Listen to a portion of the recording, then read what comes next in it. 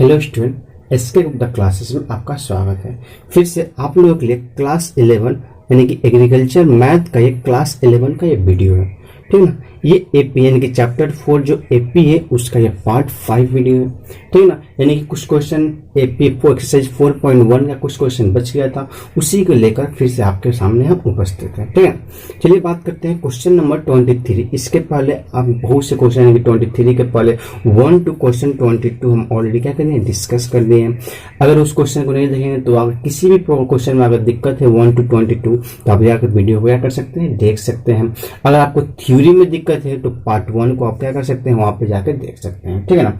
तो चलिए बात करते हैं क्वेश्चन नंबर 23 की बात करते हैं। तो वीडियो शुरू करने से पहले अगर लाइक नहीं किए तो लाइक कर दीजिए और चैनल को सब्सक्राइब कर दीजिए और अपने दोस्तों के पास क्या कर दीजिए, इसको शेयर कर दीजिए, ठीक है। क्वेश्चन नंबर 23 क्या कह रहा है कि किसी समानांतर श्रेणी का 10वां पद उसके दूसरे पद का चौगुना, यानी कि एक लाइन ये बोला है कि किसी समानांतर श्रेणी का जो 10वां पद है अगर दूसरे पद में 4 से गुना कर दे तो 10वां पद का वैल्यू के बराबर आ रहा है। और छठे पद से 12 अधिक, यानी छठे पद में अगर 12 को ऐड कर देंगे, 12 प्लस कर देंगे तो हमारा कितना आ जाएगा, 10वां पद आ जा रहा है, ठीक है ना। ये बता रहा है। तो इस तरह से आपको सबसे पहले लैंग्वेज पकड़ना है कि लैंग्वेज में क्या कह रहा है, क्योंकि लैंग्वेज वाला क्वेश्चन ज्यादातर बच्चों से क्या होता है, नहीं बनता है। तो ज्यादातर बच्चों से नहीं बनता है तो क्यों नहीं बनता है, वो लैंग्वेज को पकड़ नहीं पाते हैं। जब लैंग्वेज पकड़ ही नहीं पाएंगे तो बनेगा कैसे। तो लैंग्वेज को पकड़ना बहुत बड़ी बात है। इसलिए सबसे पहले अगर क्वेश्चन आपको नहीं समझ में आए तो 2 बार 3 बार 4 बार जितना बार हो सके क्वेश्चन को पढ़िए, तब तक पढ़िए जब तक क्वेश्चन समझ में ना आए। तो यहाँ पे आपको ना ए पता है, ए का मतलब ना फर्स्ट टर्म पता है, ना सी डी यानी कॉमन डिफरेंस, ना फिर सर्वा अंतर आपको पता है। तो जो चीज नहीं पता है उसको सबसे पहले क्या कर दीजिए, आप लेट कर लीजिए। तो लेट द फर्स्ट टर्म। आप लोग हड़बड़ाइएगा नहीं, ठीक है ना, कि हम इंग्लिश में लिख रहे हैं, आपके लिए हिंदी में भी लिखेंगे और इंग्लिश मीडियम के लिए इंग्लिश मीडियम में लिख रहे हैं और हिंदी मीडियम वाले के लिए हिंदी में भी लिखेंगे। Let the first term be x and common difference be d मान लेंगे, ठीक है ना। ये इंग्लिश मीडियम वाले। और इतना तो आपका इंग्लिश आपका स्ट्रांग होगा, इसका आप हिंदी में क्या कर सकते हैं, समझ सकते हैं, ठीक है ना। इसका माना कि क्या करेंगे, माना कि पहला पद एक्स मान लिए हैं, ए मान लेते हैं, ए और कॉमन डिफरेंस का हिंदी क्या होता है, सर्व अंतर क्या है, डी है। ये मान लिए, ठीक है ना। जब ये मान लिए तो इसका 10वां पद, इसका यहाँ पे 10वां पद, तो 10वां पद कैसे लिखेंगे, ए प्लस 10 माइनस 1 इंटू डी। 10वां पद दूसरे पद का, तो दूसरे पद का क्या है, चौगुना, तो ए प्लस दूसरे पद 2 माइनस 1 इंटू डी। ये हो गया, ये दूसरे पद का क्या हो गया, चौगुना हो गया। ये हमारा इक्वेशन 1 हो गया। अब इसी का करना है, सॉल्व करना है। सबसे पहले इसको सॉल्व कर लेते हैं तब इसी क्वेश्चन मानेंगे। तो ये हो जाएगा ए प्लस 10वां पद 10 माइनस क्या हो जाएगा 9d is equal to 4 into a plus d हो जाएगा। अब इसको थोड़ा सा सॉल्व करते हैं तो ये हो जाएगा A plus 9d is equal to 4a plus 4d हो जाएगा। सबको एक साइड कर लेते हैं तो इसको इधर करेंगे तो 4a minus a plus 4d minus 9d is equal to 0। इसको इधर करेंगे तो माइनस आएगा, ये भी आएगा तो माइनस आएगा, यानी कि ये हो जाएगा 3a minus 5d is equal to 0। इसको मान लेंगे इक्वेशन 1। 3a माइनस 5 यानी कि प्लस 4 माइनस 9 सब्ट्रैक्ट तो माइनस 5d आ जाएगा। ये आ गया, ठीक ना। ये क्या कह रहा था, फर्स्ट में फिर से देखेंगे क्वेश्चन पे थोड़ा सा एक बार और, कि इसका 10वां पद उसके दूसरे पद का चौगुना। तो 10वां पद जो था यहाँ पे जो 10वां पद है, ए प्लस 10 माइनस 1, 10वां पद जो है दूसरे पद का चौगुना, क्योंकि आप जानते हैं कि nवां पद का जो फॉर्मूला होता है क्या होता है, A plus n minus 1 into D. तो यहाँ n है तो यहाँ n है, अगर हम t 10 लिखेंगे तो a plus 10 minus 1 into D. इसी तरह से यहाँ पे हम पुट किए हैं, ठीक है। ये समझ रहे होंगे, ये जिस तरह से लिखे हैं उसी तरह से यहाँ पे लिखे हैं, आज समझ में। और नेक्स्ट जो बोला है कि और यहाँ पे दे दिया, और छठे पद से 12 अधिक है। कौन? 10वां पद ही बता रहा है कि 10वां पद को 2 पद से कंपेयर कर रहा है, एक दूसरे पद से कंपेयर कर रहा है, छठे पद से कंपेयर कर रहा है। किसको? 10वां पद को। तो 10वां पद को दूसरे पद से जब कंपेयर कर रहा है तो चौगुना बता रहा है, और छठवें पद से जब वो कंपेयर कर रहा है तो उसमें से 12 ऐड करेंगे तो 10वें पद के बराबर आ जाएगा। इसका मतलब जो 10वां पद है इसको अलग लिखेंगे, a plus 10 minus 1 into D जो है उस छठे पद से, तो एक्स ए प्लस 6 माइनस 1 इंटू डी से कितना अधिक है? 12 अधिक है। समझ में आया? अब इसमें क्या करेंगे, आपको इसको सॉल्व करेंगे तो ये हो जाएगा a plus 9d is equal to, ये हो जाएगा a plus 5d is equal to 12। इधर सबको लाएंगे तो ये हो जाएगा a plus 9d minus A minus क्या हो जाएगा 5d is equal to 12। Minus A से प्लस ए हमारा कैंसिल हो गया, माइनस ए से हमारा प्लस ए कैंसिल हो गया, बच गया 9d माइनस 5d, तो हो जाएगा 4d इज इक्वल टू 12, यानी कि d बराबर 12/4, तो ये हो जाएगा 3, यानी कि d का वैल्यू कितना आ गया? हमारा d का वैल्यू 3 आ गया। यानी कि कॉमन डिफरेंस हमारा 3 जब आ गया तो इक्वेशन 1 जो है उसमें क्या करेंगे, d के जगह पे वैल्यू पुट करेंगे, इसमें d का वैल्यू पुट करेंगे तो ये है 3a माइनस 5 इंटू क्या हो जाएगा 3 इजिकल टू 0, तो ये माइनस में जाएगा, करेगा प्लस, तो 3a इजिकल टू 5 इंटू 3 हो जाएगा, ठीक है ना, 5 इंटू 3, और a बराबर 5 इंटू 3/3, तो 3 से 3 कट गया तो a बराबर कितना आ गया? 5 आ गया। a बराबर हमारा 5 आ गया, d बराबर हमारा 3 आ गया। जब a का वैल्यू निकल गया, d का वैल्यू निकल गया, तो हमको क्या निकालना है? सीरीज निकालना है, यानी कि श्रेणी हमको ऐड करना है। तो a होता है दूसरा पद, a प्लस d होता है, a प्लस 2d होता है थर्ड टर्म, और a प्लस 3d होता है फोर्थ टर्म। इसमें d का वैल्यू a का वैल्यू पुट कर देना और निकालना है। तो पहला पद कितना है? 5, 5 में 3 जोड़ेंगे तो 5 3 8 हो जाएगा, 8 में 3 जोड़ेंगे तो 8 3 कितना हो जाएगा? 11 हो जाएगा, और 11 में 3 जोड़ेंगे तो कितना हो जाएगा? 14 हो जाएगा। इस तरह से हम सीरीज क्या कर सकते हैं? फाइंड आउट कर सकते हैं, ठीक है। समझ में आया होगा। चलिए एक बार फिर से इसको देख लेते हैं, ठीक है ना। अगर आपको दिक्कत है तो इसको देखिएगा, देख के फिर दोबारा वीडियो देखिएगा, आपको समझ में आएगा, ठीक है। बात करेंगे क्वेश्चन नंबर 24 की। तो क्वेश्चन नंबर 24 और इसके पहले जो क्वेश्चन नंबर 23 बताया, दोनों लगभग समान क्वेश्चन है, दोनों एक ही जैसा है, ठीक है। इसमें थोड़ा सा चेंज कर दिया है कि उसमें एक ही टर्म्स का कंपेयर 2 से किया था, और इसमें अलग अलग टर्म्स का कंपेयर अलग अलग टर्म से किया है, ठीक है ना। तो ये क्वेश्चन नंबर 24 में बात करेंगे किसी समानांतर श्रेणी का चौथा पद, किसी समानांतर श्रेणी का चौथा पद प्रथम पद का 3 गुना है, यानी कि एक लाइन यहां तक कंप्लीट हो रहा है, इससे हमको इक्वेशन 1 मिल जाएगा। दूसरा कह रहा है कि यहां से आप अलग बात कर रहा है, यहां से एक था वो खत्म हो गया।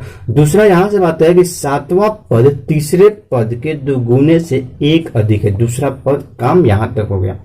तो श्रेणी का प्रथम पद और सार्वंतर आपको क्या करना है? ज्ञात करना है, फाइंड आउट करना है कि common difference and first term आपको फाइंड आउट करना है, ठीक है। तो चलिए बात करते हैं, यानी कि जो आपको फाइंड आउट करना उसको सबसे पहले क्या करना होता है? लेट करना होता है, मानना होता है। तो यहाँ पे मान लेंगे कि माना कि पहला पद a और सार्वंतर d है। मान लिए कि पहला पद a है और सार्वंतर d है। इंग्लिश में बात कर रहे हैं तो late the first terms, number नहीं होगा वहां पे, टर्म्स अगर लिख देंगे क्वेश्चन में तो गलती से, तो वहां पे टर्म्स कर लीजिए। Question number 23, let the first terms be a and CD भी कॉमन डिफरेंस भी D हो जाएगा। अगर क्वेश्चन नंबर 23 में यहाँ पे फर्स्ट टर्म्स की जगह फर्स्ट नंबर लिख लिए होंगे तो वहां पे चेंज कर लीजिएगा, फर्स्ट टर्म ना होगा फर्स्ट टर्म हो जाएगा, ठीक है। तो कभी कभी यानी कि वहां पे क्या हो गया, फ्लो में आपको लिखा जाता है, ठीक है ना। तो ये हो जाएगा। तो उसके बाद ये लेट कर लिए तो आपका श्रेणी का चौथा पद निकालना है। तो चौथा पद कैसे लिखेंगे?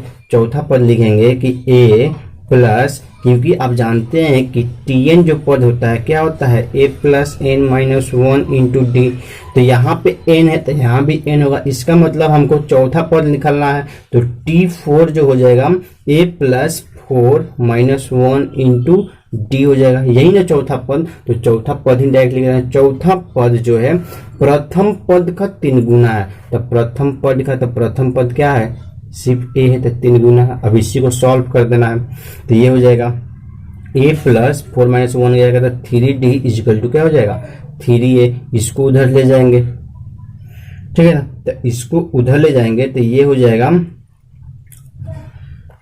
इसको सॉल्व करेंगे तो ये हो जाएगा 3a minus a, 3a minus a और इजिकल टू लिख देते हैं 3d लिखते हैं। तो ये हो जाएगा 2a बराबर क्या हो जाएगा 3d। तो इसको मान लेंगे 1। अब नेक्स्ट क्या कर रहा है कि और सातवें पद तीसरे पद के दुगुने से एक अधिक है। तो यहाँ पे लिखेंगे सातवें पद, तो सातवें पद लिखेंगे तो सातवां पद क्या हो जाएगा a plus 7 minus one into D, सातवां पद हो गया। तीसरे पद के दुगुने से 2 इंटू तीसरा पद था a plus 3 minus one into D. तो तीसरे पद के दुगुने से एक अधिक है, तो यहाँ पे +1 कर देंगे, ठीक है। अब इसी को क्या करना है, सॉल्व करना है। तो यहाँ पे लिखेंगे तो ये हो जाएगा a प्लस ये हो जाएगा 6d इज इक्वल टू ये हो जाएगा 2a प्लस ये हो जाएगा 2d, तो 2 जा क्या हो जाएगा 4d +1 हो जाएगा। ये हमारा बच गया। अब ये है, ये इसको सबको क्या करेंगे इधर लाएंगे, तो इधर लाएंगे तो ये हो जाएगा, या फिर सबको उधर लाते हैं तो ये हो जाएगा 2a माइनस ए 2a और ये जाएगा तो माइनस ए प्लस 4d और उधर जाएगा तो क्या करेगा माइनस 6d करेगा इज इक्वल +1 है तो +1 ही रहने देंगे इज इक्वल टू 0 हो जाएगा, ठीक है। अब ये 2a में से a गया तो कितना बचेगा a बचेगा, यहाँ पे माइनस क्या बचेगा 2d हो जाएगा और यहाँ पे इधर उधर तो क्या करेंगे माइनस इधर हो जाएगा +1, माने कि +1 है तो उधर क्या करेगा -1 कर देगा, ठीक है ना। तो ये हमारा इक्वेशन 2। अब जानते हैं क्लास 10 में पढ़ेंगे कि दो इक्वेशन, दो वेरिएबल यानी कि दो वेरिएबल a एंड d और दो इक्वेशन है तो आप आसानी से सॉल्व कर सकते हैं। या फिर a का यहाँ से वैल्यू निकालिए तो 3d/2 हो जाएगा। तो a की जगह पे 3d/2 आप क्या कर दीजिए यहाँ पे पुट कर दीजिए। तो a कहाँ है, a यहाँ पे तो 3d/2 minus 2d is equal to -1। अब इसका एलसीएम लेकर सॉल्व कीजिएगा। यहाँ से आपको निकाले हैं इसी में से, इसी को ये दिया है तो a बराबर क्या हो जाएगा 3d और ये 2 डिवाइड में मल्टीप्लाई में डिवाइड नहीं करेगा, यही मान लिए हैं 1 मान लिए, ठीक है ना। तो उसी जो वैल्यू है उसी वैल्यू को यहाँ पे क्या कर दिए हम पुट कर दिए हैं। तो a की जगह पे 3d/2 minus 2d/1 is equal to 0। तो 2 1 का एलसीएम लेंगे तो कितना आ जाएगा हमारा एलसीएम हो जाएगा तो 2 हो जाएगा। 2 और 1 का एलसीएम लेंगे तो कितना आ जाएगा हमारा एलसीएम आ जाएगा 2। तो 2 से डिवाइड करेंगे 2 टाइम्स कर देगा तो ये हो जाएगा 3d माइनस इससे इसमें डिवाइड करेंगे 2 तो 2 से कितना हो जाएगा 4d इज इक्वल टू -1 है तो -1 रहेगा, ठीक है ना। इसके बाद इसको 3d माइनस 4d करेंगे तो -d और ये मल्टीप्लाई में क्या करेगा इधर डिवाइड में इधर क्या करेगा मल्टीप्लाई करेगा तो -2 तो d प्लस से कटेगा तो d बराबर कितना आ गया 2 आ गया। तो हमारा सारा अंतर हमारा निकल गया d। अब हम जो अभी पुट किए हैं इसको जो 1 माने थे इसमें आपको क्या करना है d का वैल्यू पुट कर देना तो a निकल जाएगा। तो a निकालने के लिए a बराबर क्या था 3 इंटू डी, तो d की जगह पे 2 और बाई 2 तो हमारा a बराबर भी हमारा 3 आ गया। तो हमको जो फाइंड आउट करना था d, तो d बराबर क्या हो जाएगा यानी कि सबसे पहले लिख देंगे a हमारा फर्स्ट जो टर्म होगा 3 हो जाएगा और d कॉमन जो डिफरेंस होगा जो सारा अंतर हो जाएगा वो 2 हो जाएगा। यानी हमारा लिख सकते हैं यहाँ पे प्रथम पद हम लिख सकते हैं a की जगह पे यहाँ पे लिखते हैं सार्व, ये दिखाई दे रहा है यहाँ पे लिख सकते हैं सार्व अंतर, d की जगह पे सार्व अंतर और a की जगह पे प्रथम अंतर। इस तरह से बनाएंगे हमारा बन जाएगा, ठीक है। Question number 25 and question number 25 की बात करें तो क्वेश्चन नंबर 25 क्या कह रहा है कि प्रूव दैट सिद्ध करो कि ये टर्म्स और ये टर्म्स क्या है एपी में है, यानी कि समानांतर श्रेणी में। तो समानांतर श्रेणी में होने के लिए जो हमारा कॉमन जो डिफरेंस होना चाहिए ना, वो हमारा फिक्स होना चाहिए।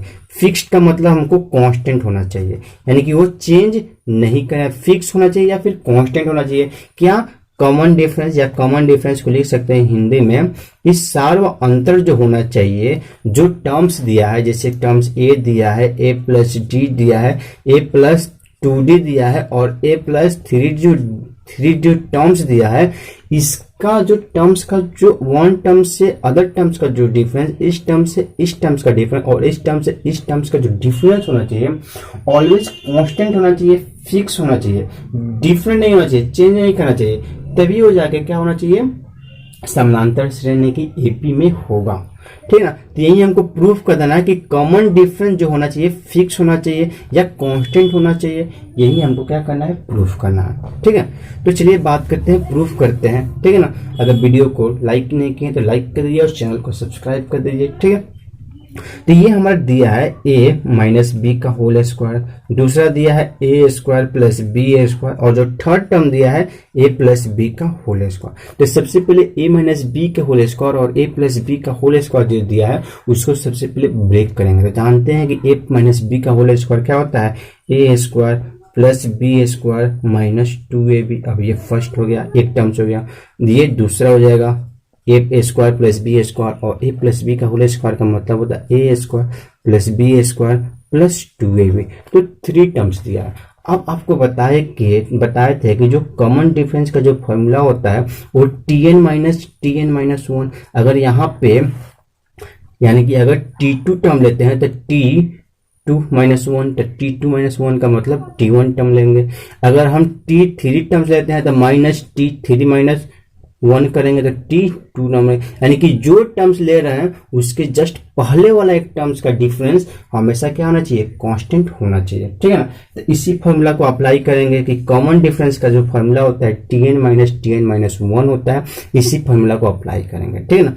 तो यहाँ पे जो कॉमन डिफरेंस इसमें आना चाहिए, वहीं भी कॉमन डिफरेंस इधर में आना चाहिए। दोनों कॉमन डिफरेंस हमारा इक्वल हो गया, इसका मतलब हमारा ये एपी में है।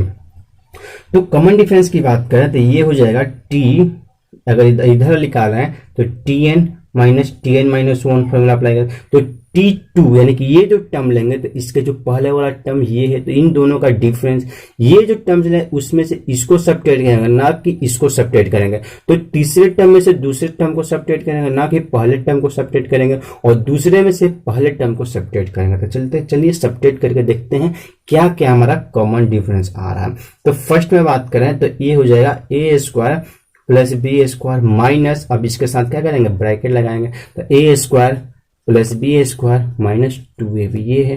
तो ये हमारा सेकेंड टर्म में से हम फर्स्ट टर्म को सब्ट्रैक्ट कर रहे हैं। ठीक है। तो ये हो जाएगा ए स्क्वायर, ये कॉमन डिफरेंस 1 है तो d1 लिख देना है। ठीक है ना। तो A square plus B square minus A square, जानते हैं कि ये चेंज कर देगा, माइनस बी स्क्वायर और माइनस माइनस क्या हो जाएगा, प्लस 2ab। तो माइनस ए स्क्वायर से plus A square plus B square से माइनस, यानी कि d1, यानी कॉमन डिफरेंस 1 की बात करें तो क्या आ रहा है, 2ab। कौन कौन सा टर्म लिए थे, तो यहाँ पे लिख दे रहे हैं कि t2 माइनस t1 किए हैं, second term minus third term किए हैं, second term minus first term किए हैं, तो हमारा आया है d1 का वैल्यू। अब d2 की बात करें तो क्या करेंगे, थर्ड माइनस 2 करेंगे, t2 करेंगे, तो third term minus second term, तो यहाँ पे निकालेंगे तो A square plus B square plus 2ab, यही ना थर्ड टर्म है, माइनस क्या करेंगे सेकेंड टर्म, तो minus A square plus B square ये हो जाएगा। अब इसको सॉल्व करेंगे तो ये हो जाएगा A square plus B square plus 2ab और minus A square minus B square हो जाएगा। ये समझ में आया, यहाँ तक कोई दिक्कत नहीं होना चाहिए। तो माइनस ये प्लस प्लस ये माइनस, यानी कि यहाँ भी हमारा 2ab। तो देख रहे हैं कि यहाँ पे जो कॉमन डिफरेंस d1 का जो वैल्यू आया है, देख रहे हैं कि कॉमन डिफरेंस हमारा जो यहाँ पे d1 का जो वैल्यू आया 1 का वैल्यू और कॉमन डिफरेंस 2 का वैल्यू यहाँ पे देख रहे हैं, तो यहाँ पे कॉमन डिफरेंस 1 का वैल्यू 2ab और कॉमन डिफरेंस d यानी कि 2 का वैल्यू भी हमारा यहाँ पे ये 2 है, तो ये भी 2ab। तो दोनों जब आ रहा है आपस में, इसका मतलब d1 बराबर हमारा क्या हो गया, d2 हो गया, और इस तरह से क्या हो जाएगा, हमारा प्रूफ हो गया कि ये हमारा एपी में है। ठीक है। क्वेश्चन नंबर 26 की बात करें तो क्वेश्चन नंबर 26 क्या कह रहा है कि किसी समानांतर श्रेणी का पहला पद a और अंतिम पद l है तो सिद्ध करो। तो प्रूफ दर्ज करना है कि प्रारंभ से nवें पद और अंत से nवें पद का योग a प्लस l हो, ये हमको प्रूफ करना है।